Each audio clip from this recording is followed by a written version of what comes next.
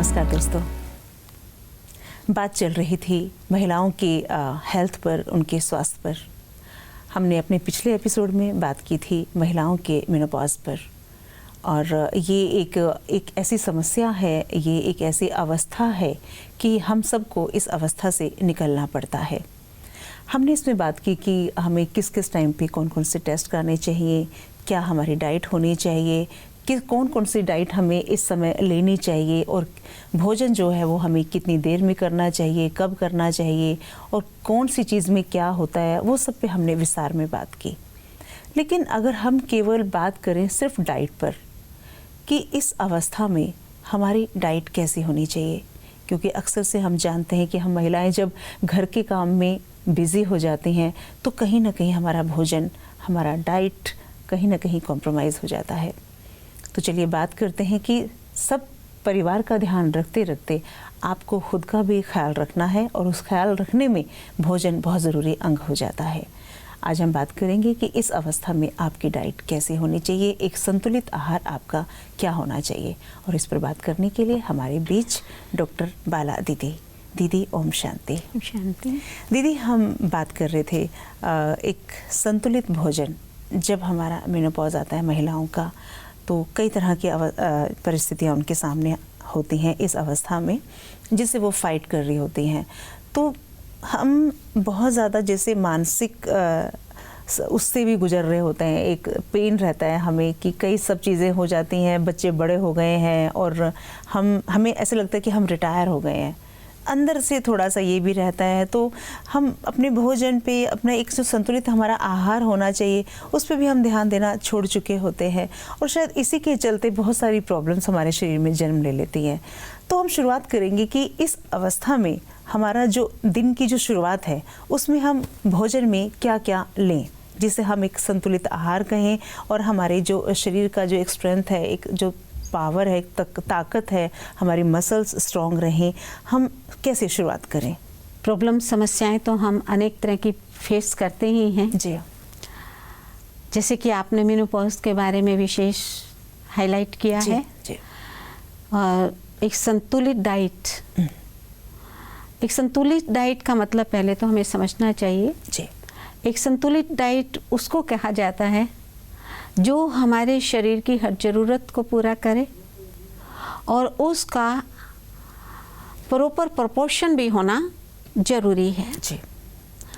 और ये संतुलित डाइट जो है सभी के लिए डिफरेंट होती है। अच्छा। महिलाओं के लिए, छोटे बच्चों के लिए, खिलाड़ियों के लिए, ये डिपेंड करती है हमारी एज, हमारे सेक्स, हमारी मानसिक फिजिकल एक्टिविटी के ऊपर। अच्छा। सबके ऊपर ये डिफरेंट जी करती है। तो यहाँ एक एवरेज बैलेंस डाइट की हम बात करते हैं, क्योंकि महिलाएं भी जो हैं वो भी घर में काम काज करने वाली होती है, तो उनकी कैलोरी इंटेक कितना होना चाहिए। अच्छा। जो हैवी लेबरर होते हैं उनकी ज़्यादा होती है, जी, जो लेबर का काम करते हैं। फिर जो टेबल वर्क करने वाले लोग होते हैं, जो बौद्धिक जीवी हम कहते हैं, बुद्धिजीवी कह देते हैं, व्यापारी लोग होते हैं, मानसिक वर्क करते हैं, तो उनकी बैलेंस डाइट अलग होती है। उनको ज़्यादा कैलोरी की ज़रूरत नहीं होती, मतलब क्योंकि फिजिकल एक्टिविटी कम है, मेंटल एक्टिविटी ज़्यादा होती है, तो उसके अंदर 2000 से कम कैलोरी खर्च होती है। और महिलाओं के लिए 2400 के करीब, 2200-2400 के करीब कैलोरी खर्च होती है। जी जी जी। और जो हैवी लेबरर होते हैं उनको कैलोरी जो है जी ज़्यादा ज़रूरत होती है, 2800 के करीब भी चाहिए होती है। वैसे तो हम कुछ भी नहीं करें हैं, तब भी हमें 800 कैलोरी जरूर चाहिए, क्योंकि हमारे शरीर की इंटरनल एक्टिविटी कार्य करती है। तो सबसे पहले हम बात ही उसके बारे में करेंगे कि जो महिलाएं हैं जो मतलब ज़्यादा मेहनत करती हैं, लाइक लेबर का काम करती हैं, सुबह से लेके मतलब मैं ये समझती हूँ कि 18-19 घंटे वो लोग काम करते हैं। घर का काम करना, फिर बाहर जाके काम करना, फिर घर आके काम करना, तो उनके लिए कैसे हम शुरुआत करेंगे? देखिए, एक तो लेबर लेडीज जो दूसरे मकान कंस्ट्रक्शन में काम कर रहे हैं, बिल्कुल बिल्कुल जी हाँ। एक वो लेडीज भी होती है जो घर में काम करती हैं, लेकिन वो ऑफिस में जाकर फिर काम करती है। उसको हम फिर उसमें हैवी लेबर में नहीं काउंट करेंगे। तो उनकी डाइट तो उतनी ही होनी चाहिए 2400 के करीब। जो हैवी लेबर होती है, घर में काम करती, साथ में दूसरा वो हैवी लेबर का काम करती है, अच्छा। जैसे कंस्ट्रक्शन वर्क में करती है उस टाइप से, तो उनकी डाइट ज़्यादा होनी चाहिए फिजिकल, क्योंकि उनका मेंटल वर्क कम होता है, फिजिकल ज़्यादा होता है। तो मेंटल जो हाँ जी, हाँ जी, जो उनके लिए फिर विशेष चाहिए, जो हमारे भोजन के अंदर 5 आधारभूत ऐसे पोषक तत्व हैं जो हमारे लिए बहुत जरूरी है। कार्बोहाइड्रेट, प्रोटीन, विटामिन्स और फैट्स, मिनरल्स। तो इसको जैसे कि फैट्स, कार्बोहाइड्रेट और प्रोटीन ये मैक्रोन्यूट्रिएंट्स हैं जी, और विटामिन और मिनरल्स ये माइक्रोन्यूट्रिएंट्स हैं जी। तो उनको जो है ज़्यादा प्रोटीन की भी ज़रूरत पड़ती है, क्योंकि उनके अंदर वियर टियर ज़्यादा होता है। तो साधारण भाषा में दीदी हम कहेंगे, जैसे आपने कार्बोहाइड्रेट्स की बात की, प्रोटीन की बात की, तो हमारी रसोई में जो भोजन है उस भोजन में उनको ज़्यादा क्या लेना चाहिए? हाँ, उनके लिए भोजन यही है, उनके अंदर प्रोटीन, हाई प्रोटीन वाली डाइट होना जी जरूरी है। साथ साथ कार्बोहाइड्रेट, क्योंकि कार्बोहाइड्रेट से ही हमें ऊर्जा मिलती है, एनर्जी मिलती है जी जी। क्योंकि शरीर की आवश्यकता के अनुसार भोजन का होना जरूरी है, और भोजन इसलिए हम लेते हैं कि एक तो उससे एनर्जी मिल सके जी, और एनर्जी हमको मिलती है कार्बोहाइड्रेट से, फैट से मिलती है जी। फिर हम वर्क करते हैं तो हमारी जो कोशिकाएं हैं, जिनसे ऑर्गन्स बने हैं, उनमें वियर टियर चलता है, तो उसके लिए फिर हमें प्रोटीन चाहिए जी। और साथ साथ फिर हमें अपनी बीमारियों से बचाने के लिए, शरीर की प्रोटेक्शन के लिए फिर हमें विटामिन, मिनरल्स की ज़रूरत पड़ती है, और ये हमको मिलता है फ्रूट्स और वेजिटेबल से। फ्रूट्स और वेजिटेबल से जी, ठीक। और फिर भोजन हमें चाहिए शरीर की क्लींजिंग के लिए, उसके लिए फिर हमें प्रॉपर ऑक्सीजन का भी होना जरूरी है, साथ साथ पानी और हाई फाइबर डाइट का होना जी जरूरी होता है। तो दीदी तो ये तो हैवी लेबरर्स, हाँ, जो हैवी लेबरर्स हैं, जो आपने उनकी बात की, तो मैं मतलब ये आपसे जानना चाहूँगी कि रसोई में वो कौन सा भोजन है जो वो ले सकते हैं? क्योंकि जैसे मान लीजिए फ्रूट्स की बात है, तो कई बार तो उनकी पहुंच से परे होती हैं वो चीज़ें, क्योंकि उनके लिए भोजन ही 2 टाइम का जुटाना बड़ा मुश्किल होता है। तो इसमें हम दाल, चावल, सोयाबीन, ये क्या ऐड कर सकते हैं? ये प्रोटीन वाली डाइट उनके लिए जरूरी हो जाती है, क्योंकि वियर टियर, हैवी वर्क करने में ज़्यादा होता है, तो हाई प्रोटीन वाली डाइट उनके लिए जरूरी है। जैसे दालें हैं, सभी तरह की दालें भी छिलके वाली होनी, अच्छा, छिलके वाली दालें होनी चाहिए, क्योंकि कोई भी भोजन जब हम खाते हैं, चाहे प्रोटीन है, चाहे कार्बोहाइड्रेट है, चाहे फैट है, तो वो उसी स्वरूप में हमारे भोजन में शरीर उसको उपयोग नहीं करता है जी, जी। क्योंकि जो भी भोजन हम खाते हैं, पेट में जब अंदर में जाता है, तो उसमें पाचक रसायन गिरते हैं, और उसकी रासायनिक प्रक्रियाएं होती है, जिससे कार्बोहाइड्रेट जो होता है वो फिर कार्बोहाइड्रेट जो है वो तो एनर्जी में कन्वर्ट हो जाता है, ऊर्जा में जी। और 1 ग्राम कार्बोहाइड्रेट से हमें 4 कैलोरी एनर्जी मिलती है। इसी तरह से प्रोटीन का है जी। प्रोटीन जो है वो भी, उसका जो सूक्ष्म कण है वो है अमीनो एसिड, अच्छा, और वो भी 1 ग्राम प्रोटीन से 4 कैलोरी ऑफ एनर्जी हमको अच्छा मिलती है। ऐसे ही फैट का है, और फैट की भी फिर बेसिक यूनिट है फैटी एसिड, अच्छा, और ये फैटी एसिड भी कई तरह के होते हैं, 3 तरह के होते हैं, हाँ। और 1 ग्राम फैट से हमें 9 कैलोरी ऑफ एनर्जी मिलती है। लेकिन कई बार तो क्या होता है ना दीदी, हमें इस चीज़ का नॉलेज नहीं है कि हम एक चीज़ को, जैसे हम अब आलू अगर हम कंज्यूम कर रहे हैं, ठीक है, तो हम तीनों टाइम आलू ही खा रहे हैं। आलू कार्बोहाइड्रेट्स के अंतर्गत आता है, आ जाता है, तो और ज़्यादा हम जैसे संतुलित भोजन की बात कर रहे हैं, तो हमें भोजन में एक दिन के भोजन में कितना आलू ऐड करना चाहिए, कितना हमें चावल खाना चाहिए, दाल हमें कितना कंज्यूम करना चाहिए, वो है कि हम जैसे अगर हम बात करें कि मॉर्निंग में हमारा एक आइडियल ब्रेकफास्ट क्या होना चाहिए जी। तो मॉर्निंग में जो हमारा आइडियल ब्रेकफास्ट है वो है हाई फाइबर डाइट। अच्छा, और उसमें क्या क्या ले सकते हैं हम? और हाई फाइबर डाइट के अंदर बेस्ट है जो हर एक के लिए है जी, चाहे मेनोपॉज वाली महिलाएं हों, जी, चाहे ऑफिस वर्क वाले हैं, सभी के लिए है। क्योंकि जैसे हम सुबह सुबह उठते हैं तो सबसे पहले हम अपने पेट की सफाई करते हैं, फिर उसी के बाद कुछ खाते हैं, हम अपने घर की सफाई करते हैं, और फिर उसके बाद हम घर में घूमना फिरना हमें अच्छा लगता है। इसी तरह से हमारे सबसे पहले सुबह के समय हमें हाई फाइबर डाइट का होना जरूरी है, और उस हाई फाइबर डाइट के अंतर्गत हम जैसे अंकुरित लेते हैं, अंकुरित दालें, अंकुरित, जिसमें 4 तरह के अंकुरित बहुत इंपॉर्टेंट है। जी हाँ, बताइए। जैसे मूंग, चना, मेथी जी, और गेहूं।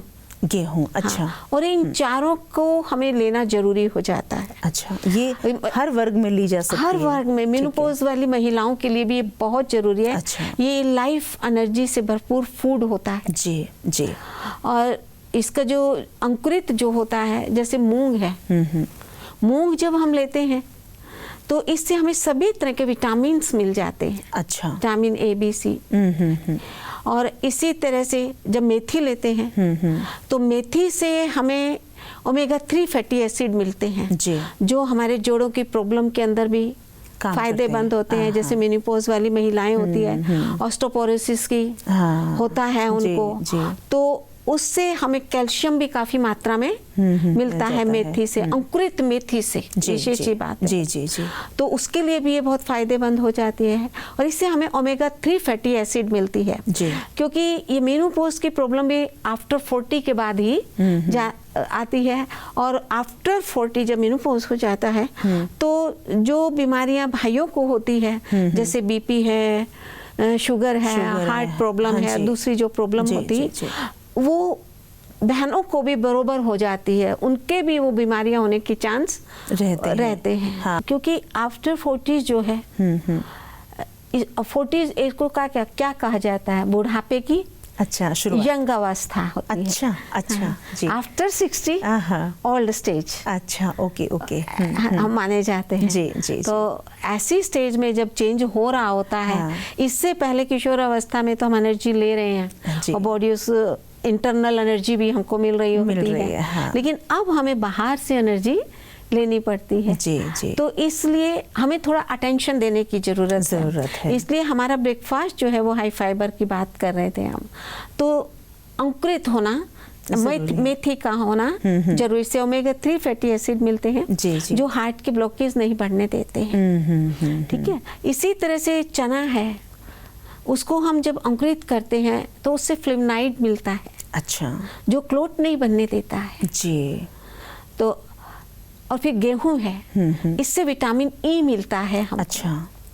तो इस तरह से अंकुरित एक लाइफ फोर्स एनर्जी से भरपूर फूड हो जाता है। तो ये जो चारों आपने बताए जो दालें या गेहूं अंकुरित करके, ये अलग अलग दिन में खाने चाहिए या इकट्ठे भी खा सकते हैं? नहीं, डेली। हाँ, इनको खाना जरूरी होता है, बराबर मात्रा में, एक मुट्ठी के करीब। 1 मुट्ठी के करीब, चारों चीजें 1 मुट्ठी के करीब। हाँ जी।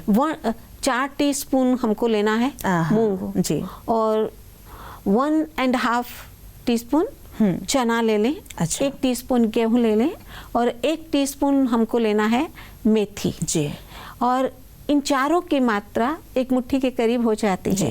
ये नहीं कि कोई चीज़ हमें बहुत फायदेमंद है तो हम आज तो उसकी मात्रा बहुत खा रहे हैं, लेकिन कुछ समय के बाद होता है फिर हम उसको खाना पसंद नहीं बनते हैं, ऐसा होता है।